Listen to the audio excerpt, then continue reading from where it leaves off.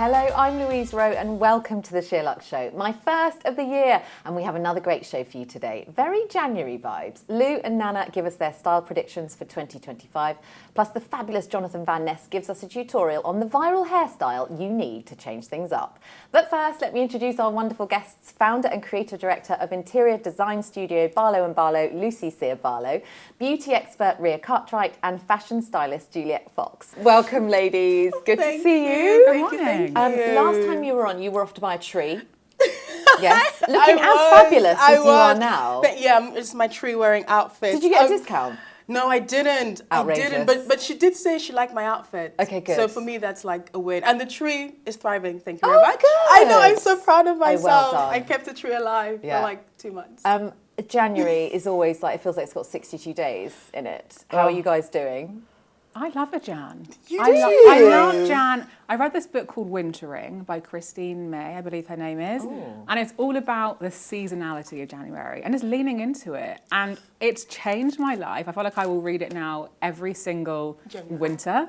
I've now given it to my mum. It just makes you think like, actually, it's such a time to rest and not be like reset and not be like go, go, go. And it's that so like anti-culture. Yeah. And when you lean into it, you're like, okay, I'm into this. I'm sold. I Okay, love that. Get the book. I Honestly, need that get the because book. January for me is like stress, panic. What am I going to do? What's my year going to be? I have nothing figured out. Like it feels like like it doesn't make sense because it's not like the world stops and it starts again in January. But for some reason, it feels that way. You feel like you have to start the year like.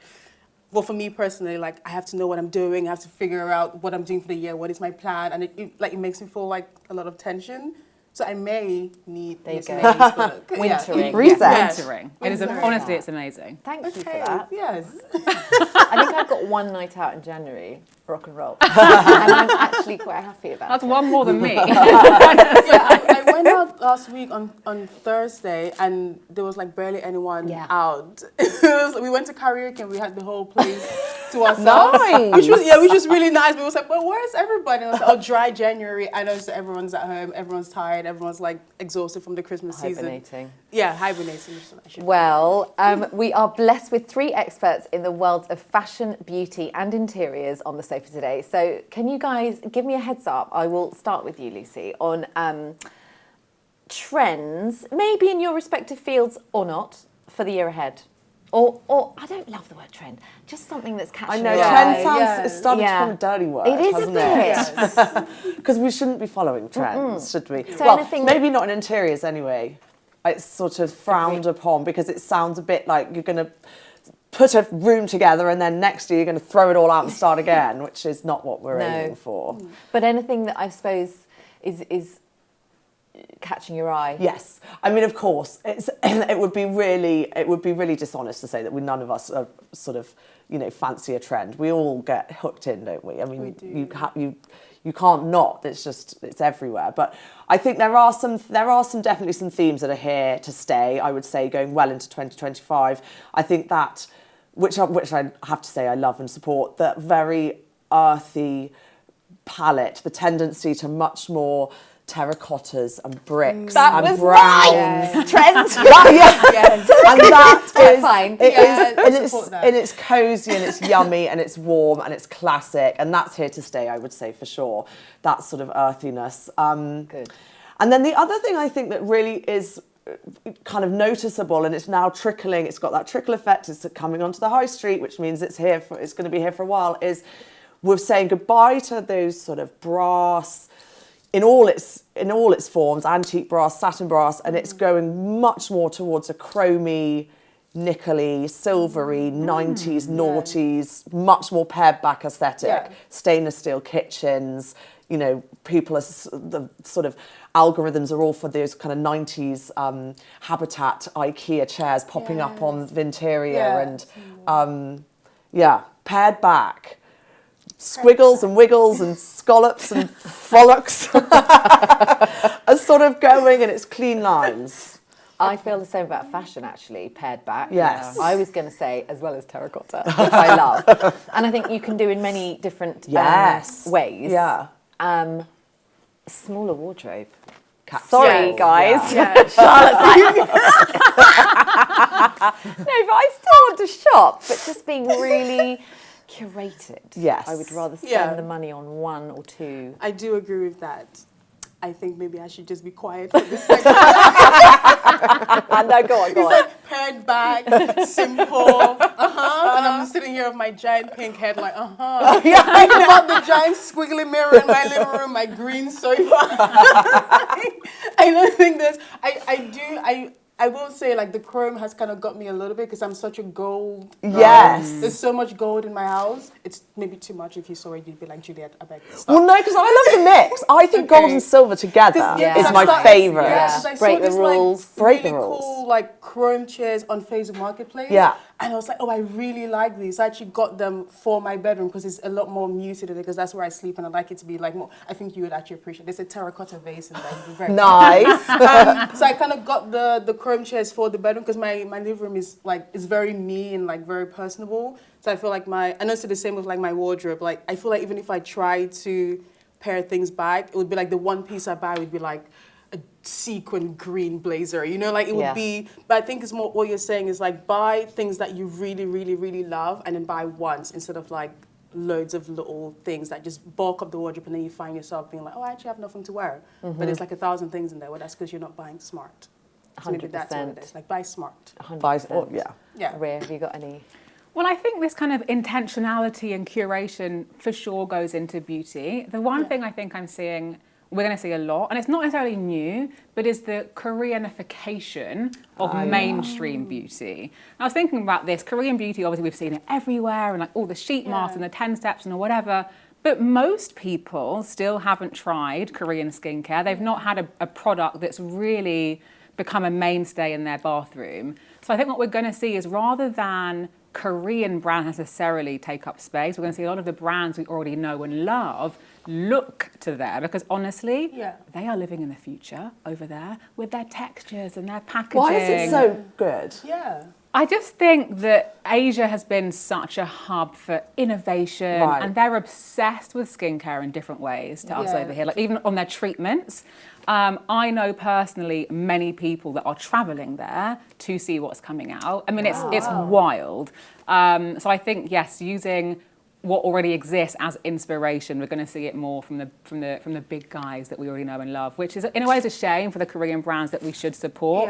But I guess, you know, it's normal to look at what others are doing. So I'm excited for that. Interesting. Yeah, I hope that catches on because I want to try the Korean skin. Well, I think it's like 10 steps, and I just 10 sounds like a lot of steps. 10 is a it's lot. like a 10 Korean is skincare I think is too I many. think it's too, way eight too is too many. many. someone to hold it down for me. Too many. I hope. I want to get into it, so hopefully I can look at. Maybe you can like tell me after. How to get into it. So I need that. Thank you, guys. Lou and Nana are carrying on the theme. Let's find out their take on the predicted style trends for 2025.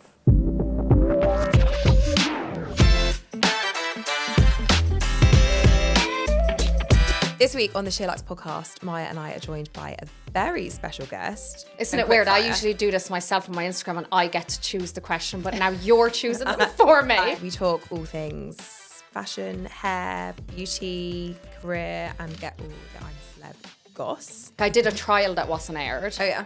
Like a whole trial. Oh, why didn't they show it? Because it all went wrong. As well as the celeb gossip that we are seeing all over TikTok right now. Pitbull will be on Heidi Montag's This is new what single. Spence is campaigning for on TikTok. Plus, we answer a very juicy dilemma. So do subscribe if you haven't already.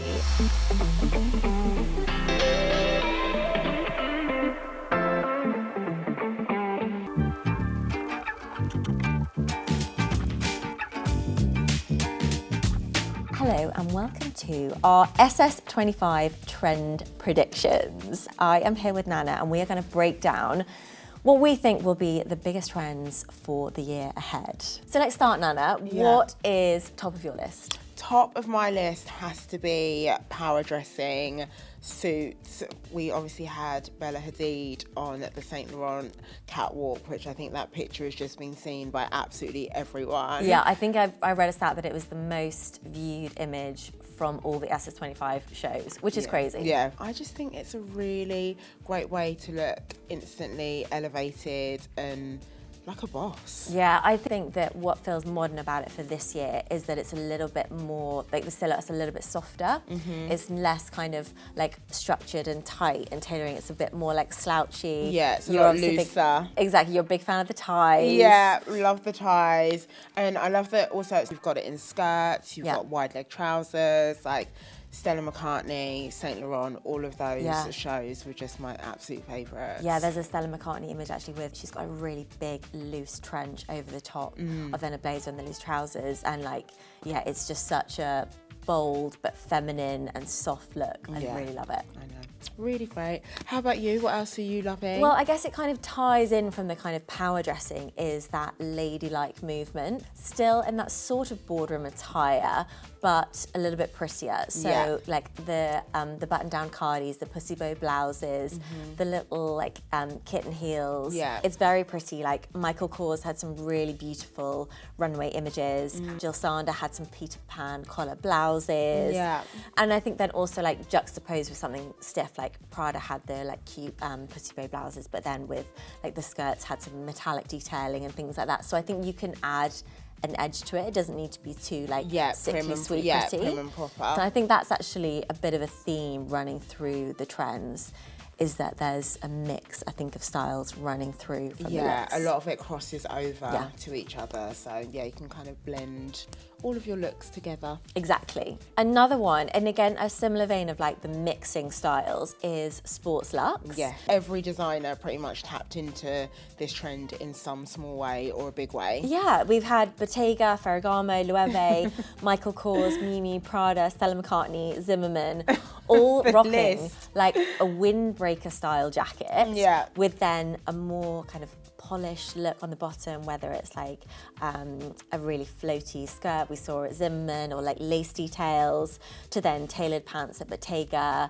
taking that kind of functional element of fashion but making it fashion. Exactly, and making it stylish. It's the type of trend where you don't need to go designer or really expensive. Like I think like with Ladylike, for example, a lot of that, so much of that can come from vintage. You know, whether you're buying pre-loved, looking in vintage stores, you can get so much inspiration. Yeah. And same with sports luxe, like, you know, those jackets you can find in thrift stores all over the country. And, exactly. It'd just be a really easy look to emulate, like so quickly. Exactly. That also kind of ties into a little micro trend that I kept saying was funnel jackets. Yes. And like a higher neckline. The Victoria Beckham, it was almost like, I had like a doctor's jacket on the side, but really like structural, amazing silhouettes, but again, very practical and super cool. Yeah. What other like micro trends, details do you think are coming up? This is definitely, as we get more towards kind of summer, but fringing and voluminous dresses. I've seen a lot of fringing, 16 Arlington, Bottega, and really great colour as well. It's like coming through. There's like orange, green, pink. Was it the pink Bottega? The pink Bottega jacket, which was like absolutely phenomenal. But I think fringing is a really easy trend as well to kind of tap into, because you can just have, it could be a simple piece like a fringing bag or a jacket. It doesn't need to be kind of like a whole look. Yeah, I was going to say bags. I feel like that's definitely, if you kind of want to nod to it, jackets a bit too far for you, maybe it is for me, then a bag I think is a really good way to go. Capes also everywhere, and I guess not like so much in the traditional form. Obviously, like Chloe, I feel like from the Autumn Winter 24 show, put the kind of boho cape back on the map. Yeah. But this is a little bit more feminine, I would say. And Alaya had beautiful like long line detailing and like more the softer fabric than a wool fabric. So I think really cool. Maybe not something you'd think of immediately for spring summer. But yeah, with a sheer fabric, like incredible. At Chanel they had a beautiful blue like tulle with a black bow, which is so sweet, and more of kind of almost like a veil behind you, which is so elegant and beautiful. And then Stella McCartney had like a black leather top, and again more of a kind of top with a cape, so kind of this detail over your back, which is super cool and super chic. And then like Alaya had like leather jacket, so lots of iterations of the kind of cape detail. I also talked about leather. I think there were loads of leather jackets coming out, but in like a different iteration, like the most amazing Bottega, almost like a leather trench, but it had these kind of curved silhouette details over around the top, it. Yeah. It's not so much about like the biker anymore. No, it's like leather done, like, it's like full leather. And I love the colours as well. It's not necessarily your blacks, your tans, like there's other pieces coming through Lots as of well. white as well, which again, I don't think you associate leather so much with the spring-summer fabric. Yeah. But so It's many there. cool iterations. So speaking of colours as well, any other colours that you spotted that you're really loving? We were for saying this earlier that I feel SS25? like you could probably say every colour is like around, but I think plum is one that really kind of stood out to me, and then like soft pink alongside that. But like obviously the powder burgundy. pink colours. Yeah, and I think they go really nicely together. I have to say, I'm still can't believe that burgundy and plum is around for spring summer. I really thought we were going to kind of leave it. I mean, I say that I'm wearing burgundy shoes as we speak, but I found it really interesting that it's still going to be a colour now for spring summer 2025. Yeah, I think, but it's also really nice, I think. Exactly, because everything that you've invested in now can still be worn for the whole rest of the year. You don't want it to go, and also, like, let's not forget, we are probably still in the depths of winter, now. It's nice actually feeling like there's a continuation in it's those still kind very of, much around. Yeah, those earthy tones. You had another colour that's your favourite. I had Mocha Mousse, which is the Patone colour of the year. Spring 2025 catwalks really went to town, like lots of different hues of it, but Hermes, Chanel, Max Mara, Fendi, Chloe, they all had versions of this, and I think, again, not a colour that you would necessarily associate with spring summer, but I absolutely love it, and I think it can be done in so many, like, easily just pair it with white and you've instantly got a spring summer look. So I think probably another one definitely worth mentioning is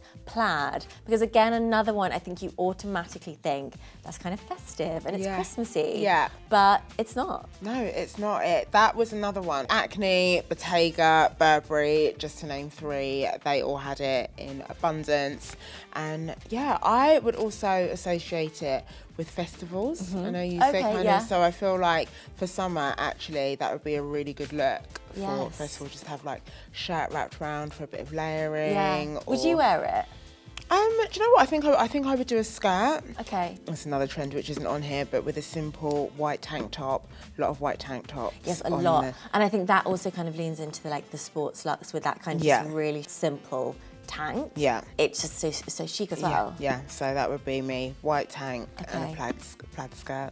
I think I would actually go kind of like circa Kate Moss from the Bottega Spring Summer 23 show. Okay. When she just had the simple plaid shirt. I think it's like a white or a grey like loose vest and like and a loose baggy lightweight denim.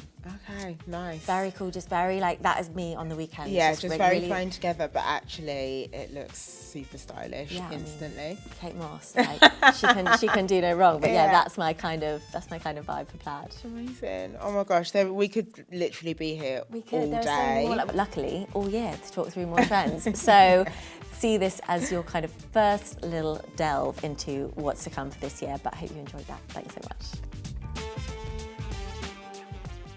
Okay, I'm not sure whether you guys have been inundated with clips of Harris Dickinson dancing to Father Figure for Nicole Kidman in Baby Girl. So he's communicating his feelings for her by doing a sexy dance, and I think it's an entire topic. Anyway, it got us thinking, how do you like to be wooed and how do you show affection? It turns out the only one of us who's actually seen Baby Girl is Lucy. What did you think of it? Well, God, it is a serious movie. I mean, it is, as Nicole said herself, it's very confronting. It's quite hard to, I don't know how really to describe it. It's full on. I've never seen a movie like it. Really? It's incredibly brave of everyone involved, I would say. Oh no, I want to see it. Oh yeah, it's quite. Have you not seen it?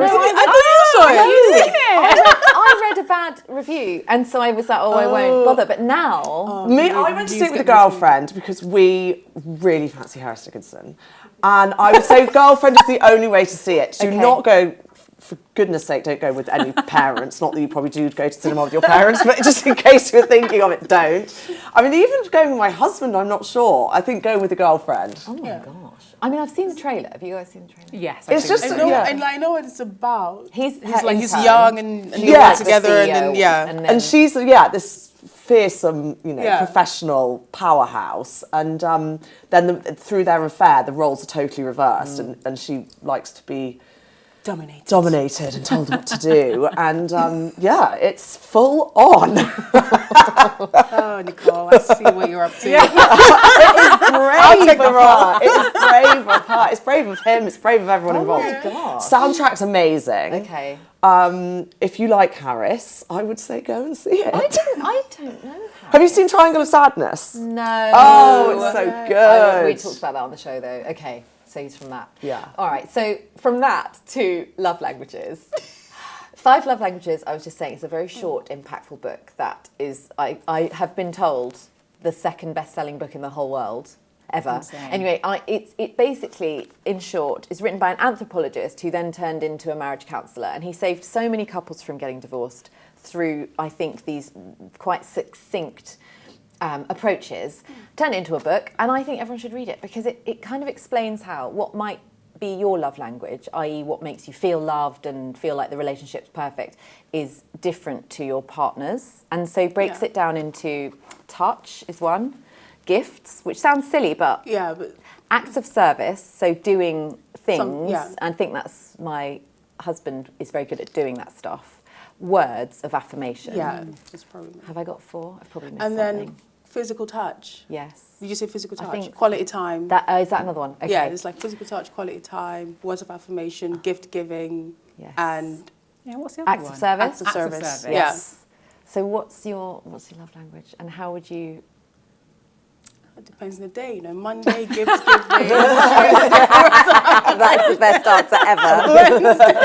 There's always an underlying gift giving. I think for like how I show is I like to do things for people, but like through gifts. So if you say today, oh, I really like this vase, like next week that vase would be in your house. Like, you know what I mean? Like, I'm very much like, I'm coming to yours. Yeah, like doing like getting people little things, but things that either they've mentioned or I know that they need, like thoughtful things, like making something for someone. Like I like to do that for people. Like that's definitely like mine.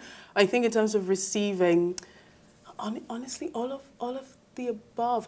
But I will say something I'm not used to receiving is the acts of service, and I didn't think that was important to me because I'm used to doing everything like for myself.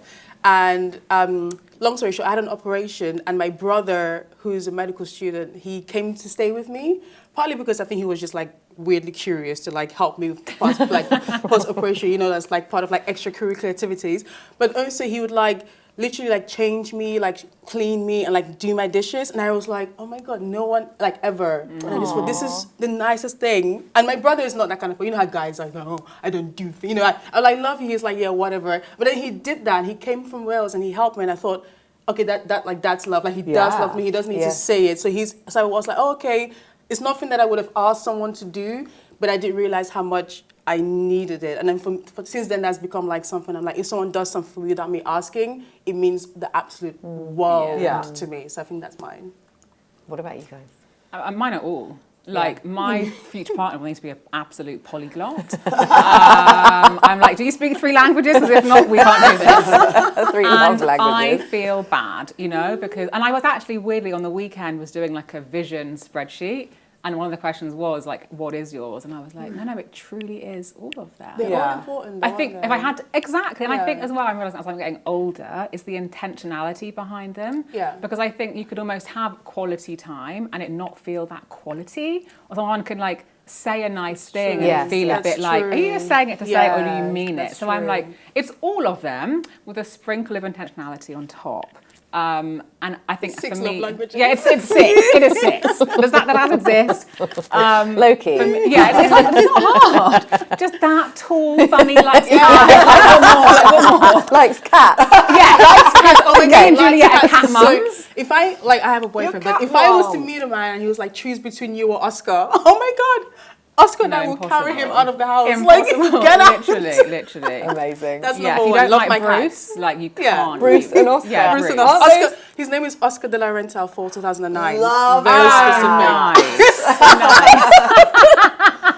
That specific collection. That's amazing.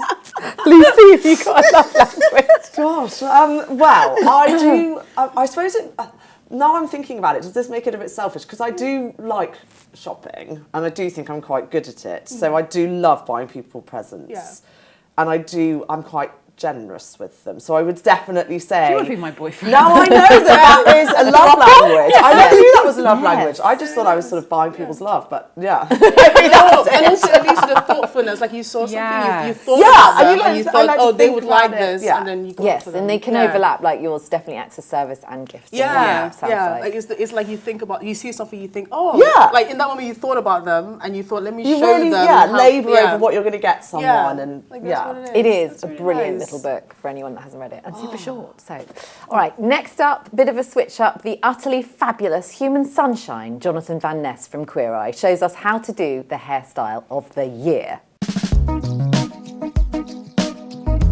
Hi SheerLuxe, I'm Jonathan Van Ness. Today I'm going to teach you how to do this gorgeous style. Let's get into it. So what you're going to do, it's not that Sophia Richie slick back bun, it's this like half up, half down, like hidden little thing.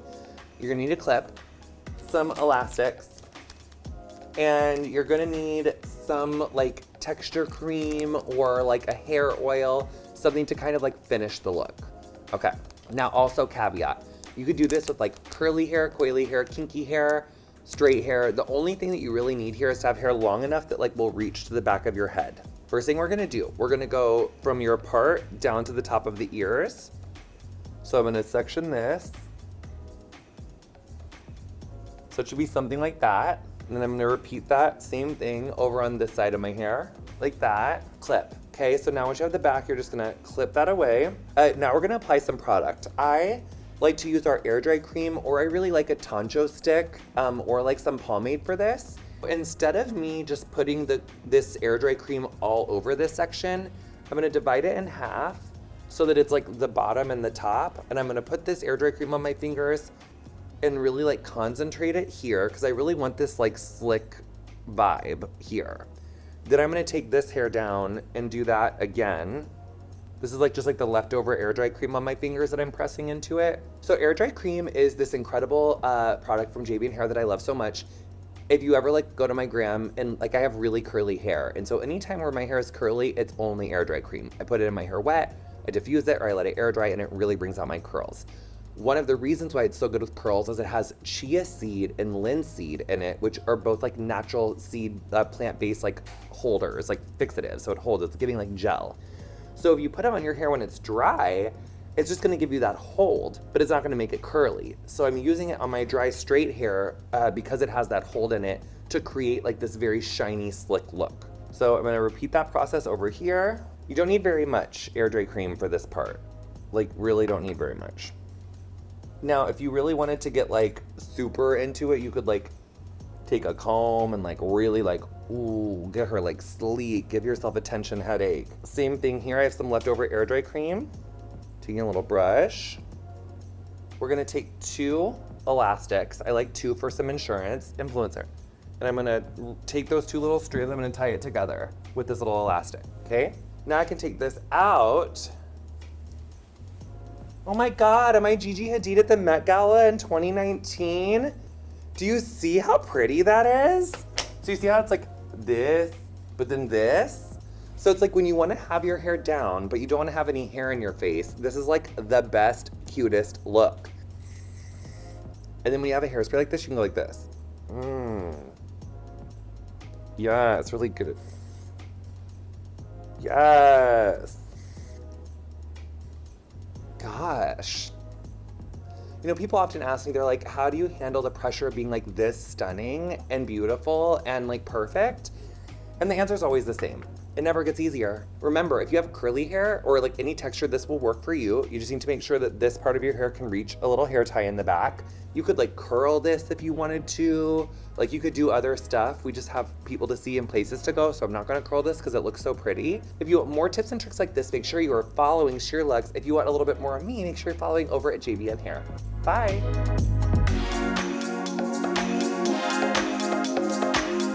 Oh, I love him. I've got a good Jonathan Van Ness story. Way before he was famous, I mean, this is about 15 years ago. He did my hair in LA and he was so lovely and hilarious. And he was doing a YouTube show at the time. It was like the height of Game of Thrones. Do you remember this? He called it Gay of Thrones. And he basically broke down every episode in the campest manner you can ever imagine, which I won't try and emulate. But I was like, you are a legend. You are going places. And lo and behold, He did go places. no big deal. Okay, it's the bit of the show where we bring show and tell. Who wants to start? This is so. I've This got is nothing to show. So You have? So No, someone yes, tell. I This have. looks I've got interesting. 3 things. Oh. Well, I'll start with a book. so. These are things we're loving. So this is called Dalagut Dream Department Store, and I picked this up in a beautiful independent bookstore in Brighton. And they had the best, you know when a bookstore has the best visual merchandising? Yeah. My cousin and I, no joke, we bought about 10 books. What's it and called, the bookstore? Because I love a bookshop. the bookstore, I will find out. We will I can't find out remember. and add yes, it to the it notes. was like the little town that's just next to Brighton. I say town, that's too much of a big word, but it was like, Hove. no, Oh, it's yeah, like, it's literally next door. To call it a town is like abysmal. People will be like, it's this, and it's definitely not that. And I've had a tendency of, I stopped reading fiction for so long. I was like, I've got to read productive books and and I was like, no, child me loved reading. So I said department store, and because of my background, I was like, I'm into this. I had no idea what it was about. And it's about a department store that sells dreams. And it is so whimsical and light-hearted and fun. And there's a second one, which I'm reading currently, and it's a bestseller. It's also Korean, actually, so there's clearly a theme with my things today. And it's just really good. It's got a really young kind of female author and translator, and I don't know, I just think if you've not read fiction in a while and you've just thought, how do you get back into it? Yeah. It's fun, it's light, it's easy, a little bit thought-provoking, but you're not going to cry, it's not scary. So I've been loving that. Thank you. Really Doing my second bit? Yeah, go on. Okay. Yeah. Wellness, it's January, how can it not be? So these you guys probably know, the Roche Day Bar patches. I've actually got one on, which I kind of forgot until I got here. Delicately placed here. So for those that don't know him, he is an amazing acupuncturist. He's just moved location actually to kind of near Notting Hill, Portobello. These patches, you pop them on and they're kind of soaked in TCM inspired herbs. They are amazing. So you've got calm, you've got sleep, you've got one for period pains. They are just, you pop them on, they can last for 12 hours. Insane. Like actually open this and have a sniff just to get your sniff test. They're so good. A pack is, you get about 10 and they're about £15. Oh, wow. So I think really like if you're traveling, maybe if you're scared of flying or you've got a big day, a big thing, like, you can hide them. So I'm very into You those. actually feel like Wow. You just feel chill. Like maybe I'm not giving off calm vibes. It's been on since No, about you 7 are. a.m. It's all the patches, but I used the Nice. sleep ones last night. They're really, really very good. And then this is my little kind of LA favourite. So Alexa Smart is a homeopath and she works with flower remedies. Like the bark flower remedies and like emergency essence. This brand I found on Instagram probably about 15 months ago now, and she creates these different tinctures. You just put 4 drops under your tongue 4 times a day. Like for anybody that cares about healing and wellness journeys, this is lazy girl healing at its finest. You've got ones for You should do them, Mark. No, honestly. Such a good guideline. They're so good. Lazy girl healing. She is, even if, follow her on Instagram, Alexa Smart. When she does like Ask Me Anything stories, they're insane. This one is for when you feel like depleted, responsibilities. This is what I'm on now, just to show the kind of state of my mind. But you've got ones for heartbreak, ones for purpose, ones for stress. Every life thing she has one for. She's got quite a big celebrity following. Emma Roberts in the kind of Vogue, What's in My Bag, she had one. So, they're loved by, she's got a cult-like following. You can get them in the UK and a few places, but yeah, this little kind of blue bottle is a great way to kind of nurture you through your journey. I love those. Thank you. Nice. Good. This lazy girl is gonna check it out. Yeah. That sounds, I never do like anything like this stuff. Maybe that's why I'm so stressed. But last time I was here, I actually learned about ashwagandha, and I went out and I went to Holland Bar and I was like, I've heard about this thing. Where's the best one? And I've been using it every single day since. So I'm Is it working? Yes, I feel Amazing. like But the thing is, I genuinely don't know if they work on their own or if it's just like once you start actively doing something to help yourself, your mind also goes, well, I'm doing something. So now I also like you help. Yeah. I don't know. Like, like I don't know who's doing what, but it's working. Something's changing. You did that. That was a really, I remember that episode. We talked about it, Have you got anything for us this week? So I'm going to just bring out my air fryer. So I finally got an air fryer. I had to do it. So I got one from Our Place, and because I wanted one for a long time, and it's so pretty. So I was like, okay, I'll get this one, and I've been air frying everything. And they're like beautiful, aesthetic. Nice. This brand. You'd have seen Our Place. You'd have seen it. You know, like the always pan. Yeah. They've got like the pot. I forgot what the pot is called. So I've got the pan, the pot, and now like the oven, and all the same color, and I just love it. And I feel like it's a healthier like alternative as well. And the second thing that I'm loving, absolutely obsessed with. So Lightroom currently has this immersive exhibition called Vogue Inventing the Runway. I've been 3 times. It's really good.